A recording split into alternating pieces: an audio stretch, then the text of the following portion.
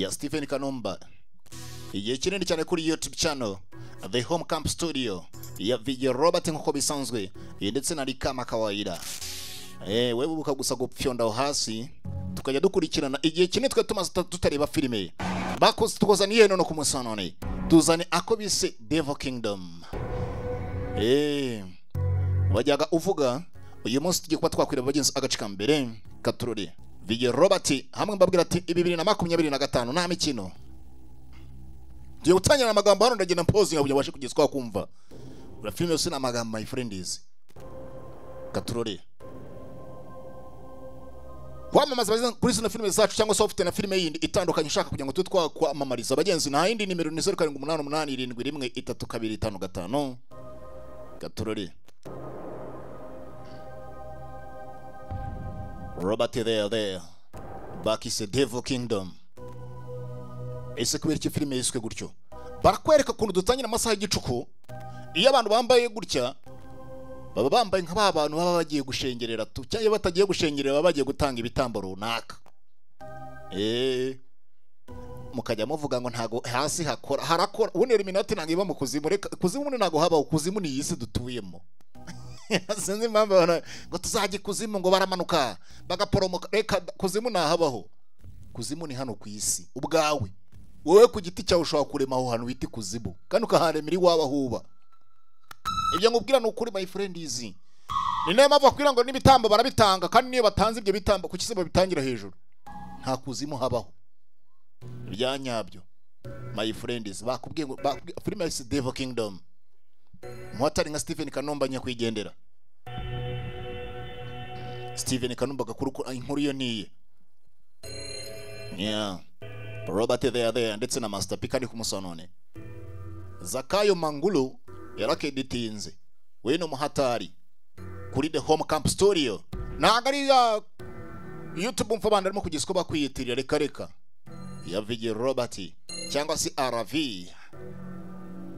Iyi filime nawe iraza kugukora ku mutima my friend nimba uzi yuko ufite ikibazo kimwe cyo kuba arakunze umugabo cyangwa se ugakunda ifaranga ikitari icyawe urarekura icyawe ukagifata ugifashe Mayasha Mirisho akoze kuri za makeup ku bakinnyi kugira ngo baze kuza bagaragara neza tubajye The Home Camp Studio ya Kama kawaida mu Kinyarwanda muri kumwe na Vijay Robert.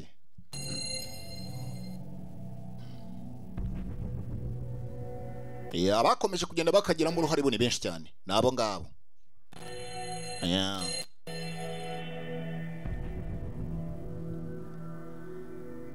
ariye wibwira ari isi yanga ikagenda ikagusaza yamara kugusaza nawe ubwo ukagenda ukisaza wamara kwisaza undi isi ikakubwira ati banzo tuze tukubwira icyo ugiye kuba wakora. Zakayo Mangulu yari umukameraman nta mikino Devil Kingdom. Stephen Kanumba yabaye executive producer waka filime yari umuhanga my friend so kuba gusa yari itabye busozori ariko byonyine yari n'umuhanga.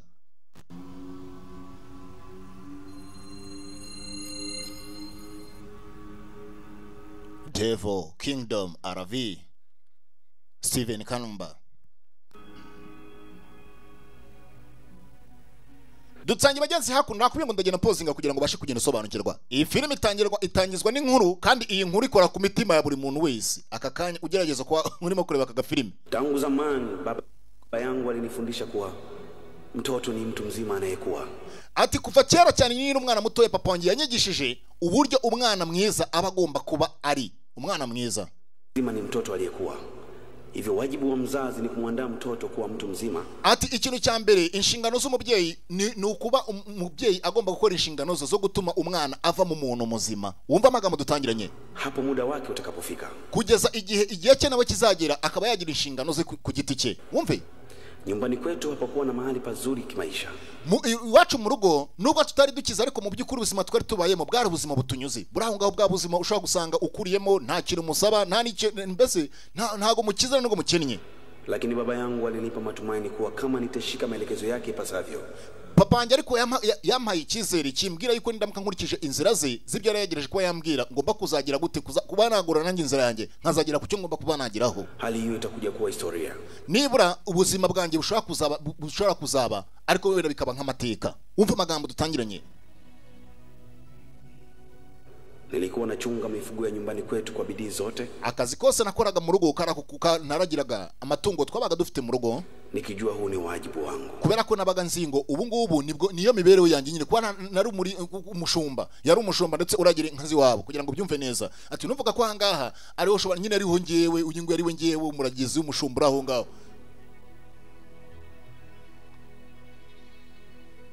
Tazama mifugo hii inavyopendeza juu ya uso wa dunia. Ati gerageza urebe izi nyamaswa uburyo zisa neza kuri iyi ziri hejuru y'isi hano kuri no butaka bwo ku isi.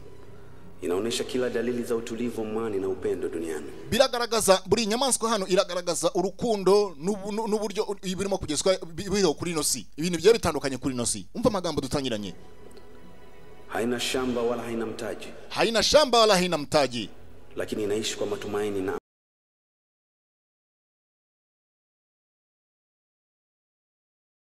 Tangi. Bakise Devil Kingdom. Nikwambie. Ambrose. Mimi ni mwanamke mzuri. Ngendo mugore mwiza. Kila kitu. Ndafite buri kimwe. Kila siku hizo stories zako za kuniambia kwamba eti maisha bado sio mazuri, maisha. Buri munsi guhora ujya kumbwira uyu muramuzi bamwita Kajala. Ati urabizi buri munsi guhora umbwira ngo akazi kawe ngo uzabona kandi kazi ngo ibintu bizagenda neza ubuzima buzahinduka. Ibaze afite umukobwa no girlfriend ariko ikibazo girlfriend bafite ikundira amafaranga. Mimi nashindwa kukuelewa. Ngena ni gusobanukirwa. Reba. Mugabo ni umukene ariko ndebera umukene nawe. Trace rafiki sasa hivi utakuwa ni wewe, nimeshakwambia hivi. Trace narakubwiye. Hakuna haja ya ghadhabu. Hakuna haja ya kukasirika. Nta mpamvu yo kurakara. Hii yote tulia. Hiki ni wegerageza utuze ubuzima buzahinduka tuzamera neza. Mimi nadhani nisiwe muongo. Ndacheka. Inabidi niende straight. Ndacheka ngomba kuba najya mu muhanda noneho. Yaani wewe tafuta mtu unaendana naye. Ngiye gushaka undi muntu wo gukundana na utari wowe. Si unanielewa? Ndacheka urimo kunyuma. You are not my type. You are not my type. Wewe n'ubundi nta nunguri kigero cyanjye kwanza. Yaani naomba tu mimi niendelee na maisha yangu. Reka ngewe ubundi nkomezanye n'ubuzima bwanjye. Wiki karabaye. Ni Sheri barakundana umugabo. Tracy.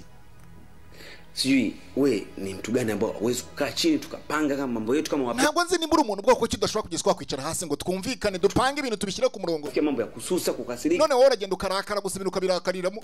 Bidafite akamaro. Birika leo niko katika hali hii kesho. Nyamara mu buzima nimba uyu munsi meze gutya ejo ushobora kuzamera neza. Kwa nini unakuwa na hasira? Kubera ki warakara? Kupoteza wewe maana wewe ndio mwanamke wa ndoto zangu. Je, ntabwo nshaka kuzaguhomba kubera ko uri umugore w'ubuzima bwanjye.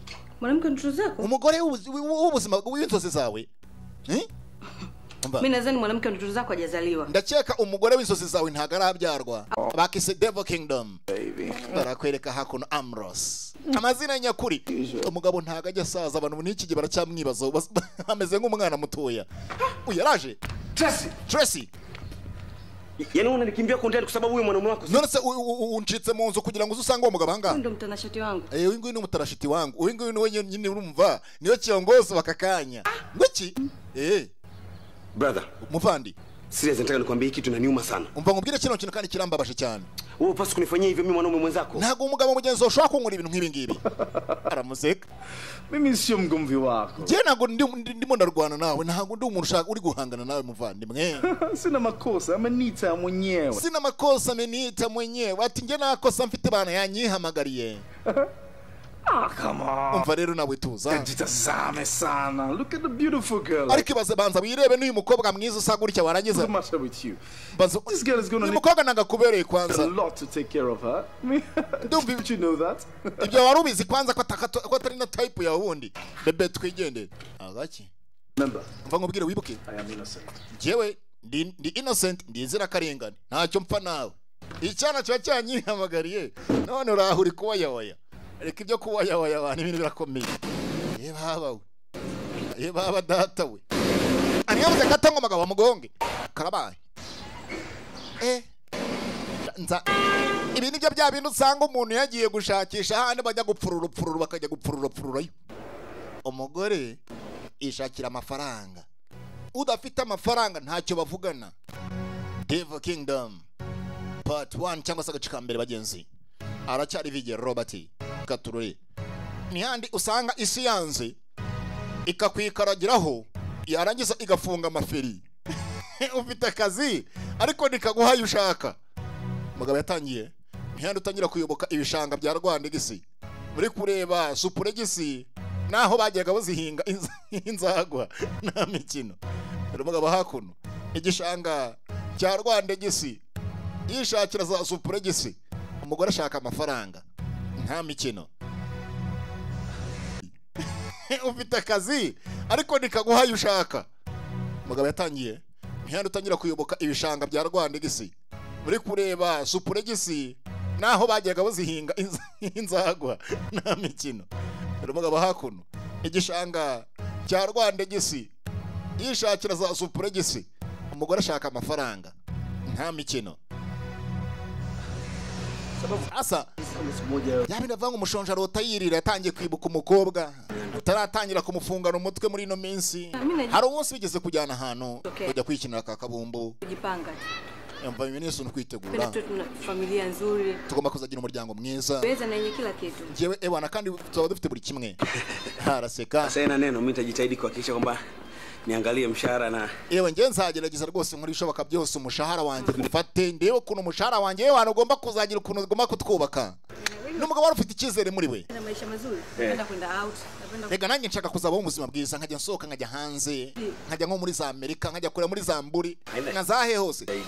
Ntari ibi rwose rega nawe reka nzo nshaka amafaranga kanshaka amafaranga. None akakanya amafaranga yatangiye gutuma umugabo ari guhebeba. Ariko yabyagezeho umuntu aheba yamenya ko ibintu byakomeye. Katsurore aracyari Vigero Robert ndetse na Master P cyangwa se MP The Home Camp Studio. Katsurore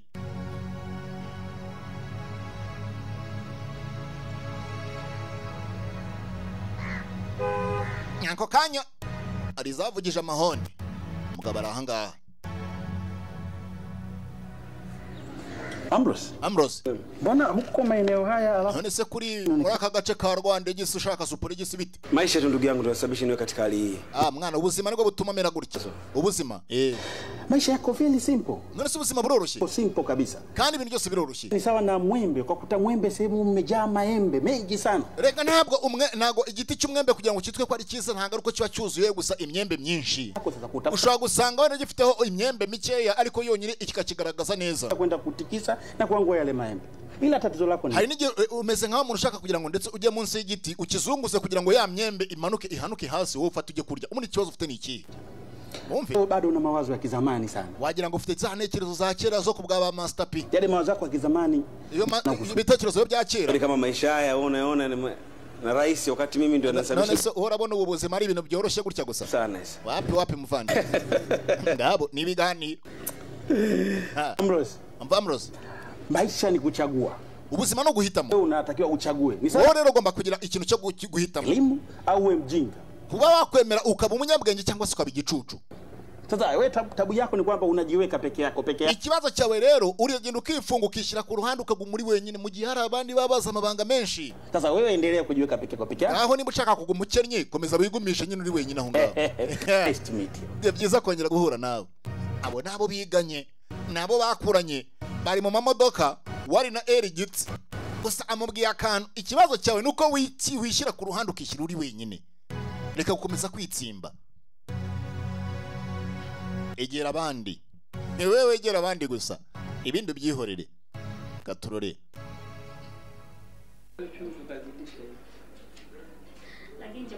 Barakwereka feri ya mbere umusore yaratashye. Yavuye kureba sheri iwe aho sheri watuye. Yaje nk'umuntu imvura yanyagiye.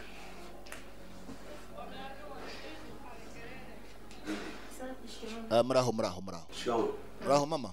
Muraho. Kuna maisha marefu kweli mwanangu. Nilikuwa nakuwaza sasa hivi. Ubuje none angana ndimo ndagutekerezaho mwana wanjye. Ya nilitoka kidogo. Nasohotse. Sema nikawa naona uvivu hata kurudi nyumbani. Nanjye ninagize n'ubunebwe bwo kuvuga ngo ngiye kubona garuka mu rugo. Uivumilie hii hali maana iko. Ndavuga ati mwana wanjye. Ubuzima ubayemo ugomba kugeza ko wabwihanganira. Sababu ya abantu kuri iyi si tugomba kuba twabaho kugira ngo twakwihanganira ibintu duciyemo. Mama, mimi nitaendelea kuvumilia hii hali mpaka lini? None se mama nzakomeza kwihanganira ubuzima kugeza ryari? Na sasa hivi wako mbali. Uzi abagenzi banje twiganyuza hano bari. Wamebadilika. Bari kure cyane ubuzima bwabo bwarahindutse. Nimemkosea nini Mungu? None nje Imana nayikoreye iki? Mwanzo wa kila kitu mwanangu. Undamwe ati mwana wanje Imana ifite ubushobozi bwa buri kintu cyose. Ntago rero ugomba kugezwa wacira Imana urubanza. Kwa kikubwa zaidi ya hapo. Ikintu kiruta ibintu byose no gusenga. Mama. Mva rero ngumbira mama. Kuna watu ambao hata kanisani. Ya? Sibyo se ibyo ndi yatekerezo. Ngo saramubwi nimba unshaka ugomba nyine kugira ikintu ukora nawe ndetse nk'umuntu w'umugabo. Abagore. My friend is babyita kwisimbukuruza. Mama. Ni mu gikoni, ni mu gikoni. Nzangu. Hata tukuelewe. Yaani siku hizi umebadilika. Wino minsi ndabona warahindaguritse. Rudi nyumbani unachelewa. Kutaha mu rugo usigaye uze watinze. Mama, niko na stress ndio maana. Nende kumwe na stress niyo mpamvu rwose nabasha kugiswa natinda. Nyumbani. Ina maana vitu vyote vile alivyokutendea. Yaani umerudiana naye. Nyuma y'ibintu byose yagukoreye mwongeye gusubirana. Yule mwanamke hakufai. Uriya mugore ntanga gukwiriye. Uriya mugore si uwawe. Kwa sababu ulikuwa huna pesa na impamvu uriya mugore impamvu mbere yose takugarukiraga nuko nta mafaranga wari ufite aho maje kugezwa yabonera atangiye kugarukira umva mugore ari uwawe koko. Una tatizo lolote? Mama ari kibazo na kimwe kirahangahara. Wahenga walisema kwamba uretse umva iryo jambo bagenzi hano umugani ati wahenga walisema kwamba ndege wafananao ndio waga wanaruka pamoja. Ndege wanaofananao ndo wanaruka pamoja. Ati utunyoni dusa nitwe tuguruka hamwe. Mbese uwo mugani nagira ngo uhumbe neza. Nta kintu kitabamo umigani my friends. Akana ushatse akabwira umuntu. Wumva mtecho. Mama, mimi nadhani nimekupatia jibu kama ulivyoniuliza. Una tatizo lolote? Mama alichosa na kimwe kirahangaha mu rugo. Wahenga walisema kwamba ati wahenga baravuze ngo kwamba ndege wafananao ndio waga wanaruka pamoja. Ati ndege wafananao ndio wanaruka pamoja. Ati utunyoni dusa dufite ibara risa nitwe tugurukira hamwe. Mbese byabindi bivuga ngo umuntu amaboko areshya urumva niyo nyine aramukanya amaboko atareshya ntaramukanya kugira ngo byumve neza mu Kinyarwanda cyiza. Leo hii huwezi ukamchukua njiwa akaenda kuishi na kunguru, hata siku moja haitatokea kitu kama hicho. Atuwezi kukamata njiwa aende ishi na kunguru. Ubwo muri make kugira ngo bashe kuba byakumvikana neza kugira ngo ubyumve ntago wafata burya ipusi ntago bese kugira ngo byumvikane neza ntago wafata ipusi n'imbeba ngo utume bituza bibana. Lakini mama, bado mimi na yeye hatujawa mke na mume. Ariko mama, nyuma y'ibyo byose umenye ko nge nawe ntago turaba umugore. Ngine labda siku nikimweka ndani atabadilika. Wewe ndakeka nimara kumushyira mu rugo akaba umugore wanjye ashobora kuzahinduka. Tabia ya mtu huwezi ukaibadilisha kama ikawa ngozi. Na mwana wanjye ntabwo ingeso z'umuntu ushobora kuzihindura ngo zibe uruhu nibishoboka. Ngozi huwezi ukaibadilisha ikawa tabia. Nta nubwo ushobora kuwafata ndetse umwenda cyangwa se uruhu rw'umuntu umubiri uruhindure ngo rube ingeso. Hata siku moja. Ntabwo ibyo bintu bibaho. Hebu kaa utafakari. Ufikirie. Wewe icyo usabwa no kwicara ugatekereza. Shuka wakati kumekucha, usiku kucha umeumwa na mbu. Umva sasa imigani umucecuru hakuru umucecuru ngo agufite ikintu cyitwa imigani hano my friends. Byaba byabwa ngo umubyeyi ngo arakubwira wakumva utakumva karorera. Tabia ya mtu huwezi ukaibadilisha kama ikawa ngozi. Ntabwo inuza ingeso z'umuntu ushaka kugezwa zihindura ngo zihinduke mu ruhu nibishoboka. Na ngozi huwezi ukaibadilisha ikawa tabia. Na ngozi huwezi ukaibadilisha ikawa tabia. N'uruhu ntabwo ushaka kugezwa ruhindura ngo rube ingeso. Hata siku moja. Reka. Hebu kaa tafakari. Icyo usabwa no kwicara utekereze urebe ejo. Usije ukakumbuka shuka wakati kumekucha. Usije ukakumbuka shuka wakati kumekucha. Ati utaza gushiduka urimo kwibuka ishuka kandi bwakeye mu gihe wakunda uryama wibagiye kwiyorosa ukaza gushaka kwiyorosa ishubuka kandi mu gitondo bwakeye ubona havuye amasomo. Kucha umeumwa na mbu asubuhi ndio unavuta shuka mwe. Ibaze nijoro waraye uribwa n'imibu warangiza bwakeye mu gitondo ugafata igishuka jya kwiyorosa ntabwo bishoboka. Kumbe ni saa moja. Kumbe ni saa moja. Kumbe saa moja zageze. Saa moja ya melody. Chelewa mwanangu. Mwana wanyu uzasanga wachererewe. Sawa mama, yote mimi namwachia Mungu. Ibyo byose reka mberekere Nyagasani. Haya basi. Ngirya mukuru ratinda ariko nirigira gute? Nuko murakoze. Mungu arakumwachia shetani. Ntabyo gusigira Imana, hari byo ugomba gusigira Imana, hari n'ibyo ugomba gusigira Satani. Na wakati mtu mwenyewe hayawani wewe hapo, utamwachia Mungu au shetani kweli? Mu gihe nabwo batarafata inzira iyo ari yo yose urumva wasigira n'icyo aramenye usigira Satani cyangwa usigira Imana. Usingizi shetani wala. Wa mwana ugatuma mvuga menshi mbabarira. Bimbere ndi nyokora nakubyaye ntago wambyaye. Aya basi. Chacha afite amagambo. Hey. Nakubwiye niyo mpamvu my friends batwarize neza. Mimi nataka nikushauri kitu kuhusu maisha. Yemwe aricyo nshaka kuya kujyanye n'ubuzima. Changamka kama wanaume wenzio. Ese wowe gute utajya ntago ucangamuka abana nk'abagabo bagenzi bawe. Si kwa ajili dini imekukaa sana kichwani. Umeze nk'umuntu agira ngo ufite za police ziri mu mutwe wawe uraho ngaho gusa wasamye. Hivi None utaendelea kufanya kazi za wanaume wenzio hadi lini? Yesu uzakomeza gukora akazi kameze kunyine kuriya kugeza ryari. Umbe sasa umugabo yamugejejeho message amubwira ko bamuzamuye mu ntera n'agashara kariyongera. None atangiye kumaza se nitunyurwa. Sijaelewa unamaanisha nini kwa sababu sinzi icyo ushatse gusobanura kwa mshahara ninapata na marupurupu napata. Je nakuye ko umushahara ndawubona n'ibintu byose nyine mu kazi kura ndabibona. Sasa sijui wewe uko unataka kuzungumza. Sinzi wowe icyo ushaka kubavuga aho ngaho ni igiki. Ndi kugenda mpostinga my phone kugira ngo mbashe kugeza kwasobanukirwa neza. Mimi nachohitaji wewe uendelee kimaisha. Icyo ugomba kubakora ni uburyo ugomba kwagira ugukomezamo mu buzima bwawe. Yaani ufike mbali zaidi kimaisha. Kugira ngo ugere kure mu buzima. Ahantu uri nyine uhave ujya handi. Va mu ntera imwe ujya mu yindi. Hasa kutegemea hivyo vijisenti na malupulupu. None se uzakomeza kugenda nyine ujisenti na malupulupu nyine ngo kwakunisha gufata nyine wa muntu nyine tazamuka udatera imbere. Byumve nawe gutyo. Unafikiri bitakufikisha wapi? None urumva bizakugeza kuki? Ha. Okay fine. Sawa. Nakuelewa. Kwa maanisha wewe unataka kunishauri nini? None urashaka kungira ihe nama? Mimi ni mwanamke mzuri. Ndi umugore mwiza. Umbe sasa kana babanza kwiheraho. Ndi mwiza ndateye. Na ninahitaji gharama. Kandi nkeneye rwose ibintu by'agaciro. Sasa ukiendelea kuwaza kuhusu hivyo vijisenti vyako, sio kama utafika popote. Ntabwo ngewe nzi nukomeza kugenda utekereza ibyo byose urimo kugenda ushira mu mutwe wawe. Hari aho tuzagera. Aramureba. Kwa hiyo unamaanisha mimi niibe? None ushatse gusobanura ngo ngende nibe muri company. Nibe. Right? Yego. Mimi nimeongea maneno ambayo yanaeleweka zaidi. Ngenda cheka magambo navuze yumvikana kurenza ukurimo kugeza ko wansobanuza. Sijui kama wewe umenielewaje. Sinzi wowe nimba wanyumvishije uti. Lakini Trace unajua kwamba wizi ni dhambi na Mako ntago uzi ko kwiba ari icyaha. Maandiko yamekataza. Kandi ibyo bintu byanditswe no mu gitabo yuko kwiba ari icyaha urumva umupira no mukobanyi bana. Uone kama ni kikwazo hiki. Ubona ko ari ibintu by'ibibazo biraho ngaho. Dini. Hao wote wanaojifanya wana dini hapa duniani. Abo bose bigira ngo bafite amadini kuri iyi si. Ndio hao masisi. Nabo nyine nibo bakene bafite kakara. Unaweza kujidai kwamba unawaza dini, unawaza nini? Na nimba nawe ushaka gukomeza kuzaya wibaza ngo ibintu by'amadini nibiki uzago muri umukene. Uzapfuko. Okay fine. Sawa. Nitafikiria swala hilo unaniambia. Ibyo bintu mbwiye rwose ndaza kubitekerezaho. Najua kabisa kwamba wizi ni dhambi. Nuko mbizi ko kwiba ari icyaha. But nitafikiria. Ariko ndabitekerezaho. Napenda maisha kifahari. Okay, ni mari ushaka mu buzima bwiza. Kije kwangu utakuja na jibu la ndio na sio. Jewe si nshaka nguza kuza mu rugo wanje uje kumbwira ijambo rya hoya. Uzi wanje uzanye ijambo ryitwe ngo yego ntabyemeye kujya kwiba company.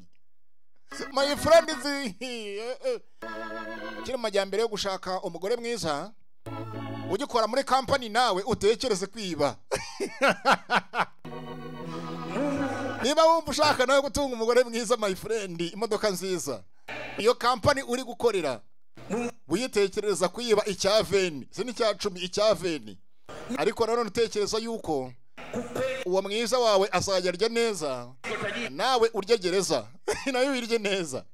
Katorore Robert Deya ndabakunda bagenzi b'isana ni kama kawaida. Inkono ihira igihe kandi ngo ahimana yagucaniye imbabura my friend iguhana akanyama ko guteka. Yabitwara neza ibintu byose birashoboka muri Yesi. Katorore Robert Deya aro babwengwa agenda atekereze ijambo ryitwa kwiba. Agende yibe natiba company yiwabo bazagoma ari abakene. Ibyo kwirirwa agenda yitwa umukene ntago birimo. Mu gihe bamwe batekereza kwiba abandi twebere mu nsenge turimo turasenga rihimbaza Imana turebe nimba Nyagasani harahasha kugisiko yatugeza. Katserore Robert Deya ndabakunda ndetse na ni kama kawaida. Mama yizura mu rusengero ndetse na mushiki w'umuhungu wa Ambrose. Ariko ikibazo cya Ambrose afite umusheri aramuga ati genda wibe company.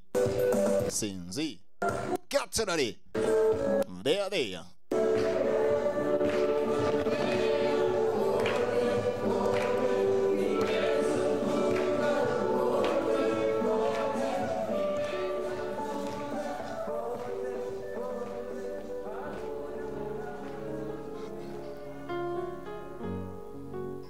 kandi bambwiye ngo azanye ikimenyetso kimwe gusa kitavuga ngo hoya aze yemeye ko ibyo bamubwiye agomba kubikora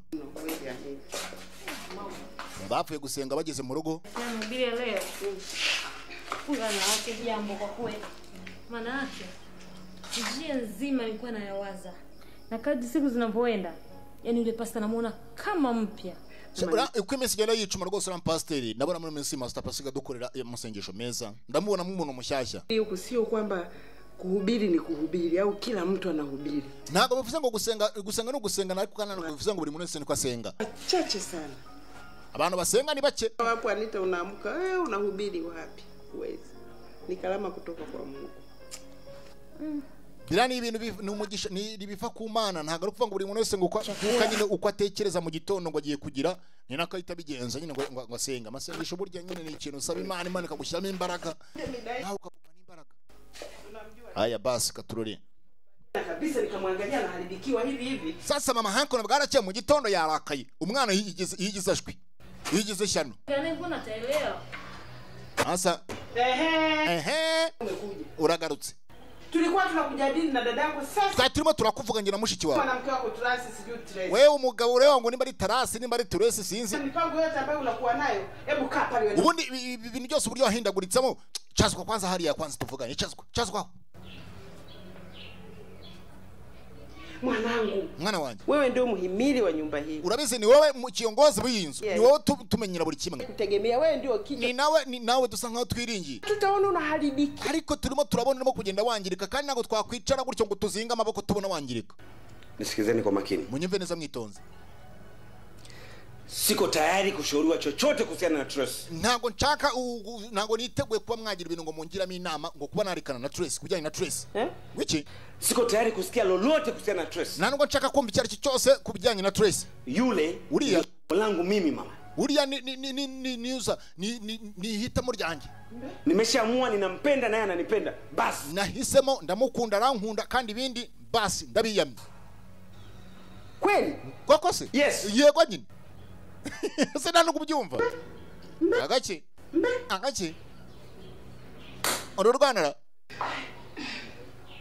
Unamsikia kaka Umbishe ibyo mvani mwarimo kuvuga. Kaka amepatwa na nini siku? Ko se papa musaza wanjye yabaye iki? Tangu ni mzae hajawahi kufa namo bujyana ntanga yigeze ambwira amagambo nkayanga kufa nabaho. Sije kumwona na kukaripia hata siku moja mama. Kwa nini leo? Yako se ko nigeze mbona aguhangara kuriya. Kubera cyo umunsi ariko mbona yazamuye amasunzu. Saidia kitu cha kumsaidia. Ni kusali sana. Ikintu cyo kwa twakora kugira ngo tumufashe no gusenga cyane na maombi kwa sana. Bana tugasenga bimwe byigiye imbere. Bitabaye ibyo. Mama. Anahitaji sana maombi. Akeneye rwose gusengerwa. Akeneye gusengerwa bitabaye ibyo ngibyo. Katubayeho.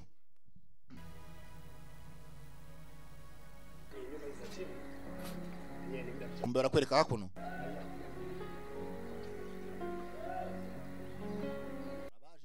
Amafundi wako wengine leo sio wako wapi? Abafundi baba ndiko nababona bari.